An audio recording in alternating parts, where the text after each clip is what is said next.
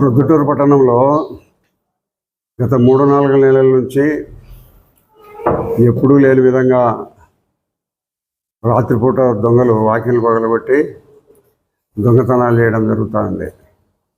ఇప్పటికే సుమారు 6-7 ఇళ్లలో దొంగతనాలు జరగడం జరిగింది. లక్ష్మీనగర్లో 2 చోట్ల, హౌసింగ్ బోర్డులో 1 చోట, మొన్నటి దినం ఇక్కడ బొల్లవరం వెంకటేశ్వర స్వామి దేవాలయం దగ్గర జరిగింది. పోలీసు వాళ్ళు ప్రిస్టేజ్గా తీసుకొని చేయాల్సిన అవసరం ఉంది. ఎందుకంటే ప్రొద్దుటూరు ఒక పెద్ద వ్యాపార కేంద్రం. దొంగతనాలు జరగడం అనేది ఏదో మోసాలు చేసినాడు, వాడు మోసం చేసినాడు, ఇవన్నీ నిరంతరం అప్పుడప్పుడు జరుగుతుంటాయి తప్పక దొంగతనాలు అనేది ఈ మధ్యకాలంలో 10-15 సంవత్సరాలు చిల్లర దొంగతనాలు తప్పక పెద్ద ఇళ్లలో వాకిళ్ళు పగలగొట్టి ఏదో కన్నాలు వేసి చేసిన దొంగతనాలు ఒక 10-15 సంవత్సరాలు ఇటువంటి జరగలే ప్రొద్దుటూరులో. ఇప్పుడు కొత్తగా ఈ 2-3 నెలల కాలంలో లక్ష్మీనగర్లో కానీ, హౌసింగ్ బోర్డులో కానీ, మొన్నటి దినము బొల్లవరంలో ప్రసన్న వెంకటేశ్వర దేవాలయం దగ్గర కానీ ఇవన్నీ అక్కడ జరిగినాయి. లక్ష్మీనగర్లో వల్లంకోడు సత్యం, ఇక్కడ బొల్లవరంలో యనమల శేఖర్ రెడ్డి ఇంట్లో గత ఒక వారం కిందటి పెళ్లి జరిగినాయి.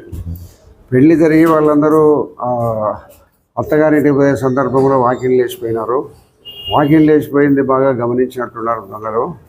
అదే కాకుండా అక్కడ ఉండబడిన 4 ఇళ్లకు బీగాలు ఉండడం చూసి 4 ఇళ్ళు వాకిళ్ళు పగలగొట్టినారు. బీగాలు తీసుకొని లోపలికి పోయినారు. ఒక ఎస్ఐ ఇళ్ళు కూడా పోయినారు.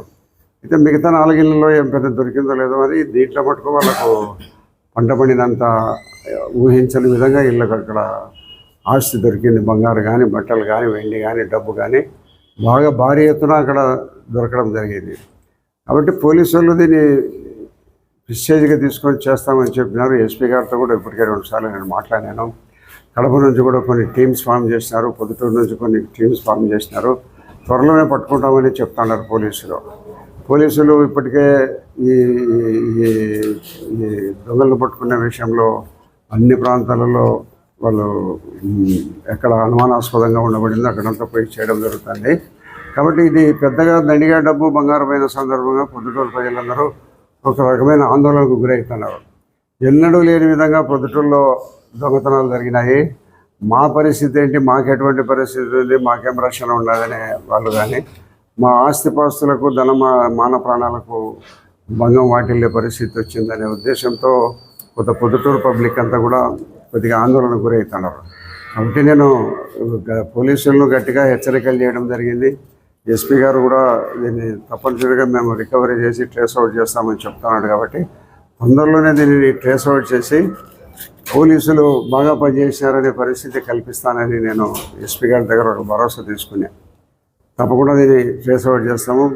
పొద్దుటూరు ప్రజలందరూ కూడా ఎక్కడ దీన్ని ఆందోళన చెందాల్సిన అవసరం లేదు.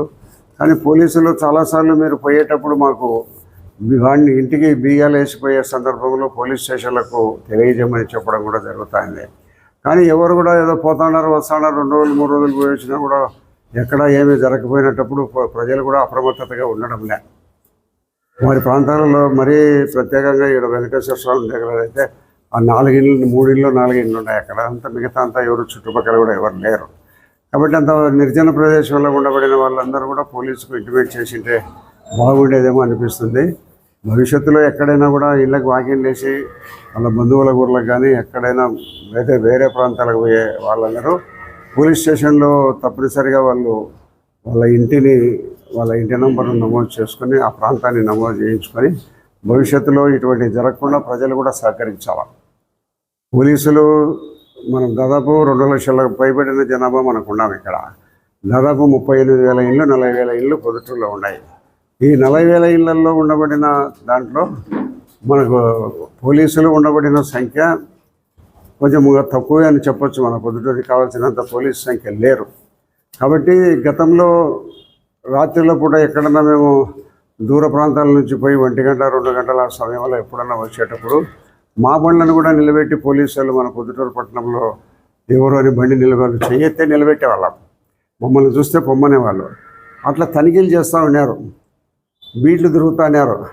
ఆ బీట్లు తిరిగి పలానా చోటికి పోయి అక్కడ వాళ్ళని కలిసి వాళ్ళు బీట్లు తిరుగుతారు, తెల్లవారుతలు బీట్ చేసే పరిస్థితులు ఉంటాయి. ఇప్పుడు ఆ బీట్ తిరగడం అనేది తగ్గిపోయినట్టు కనపడుతుంది.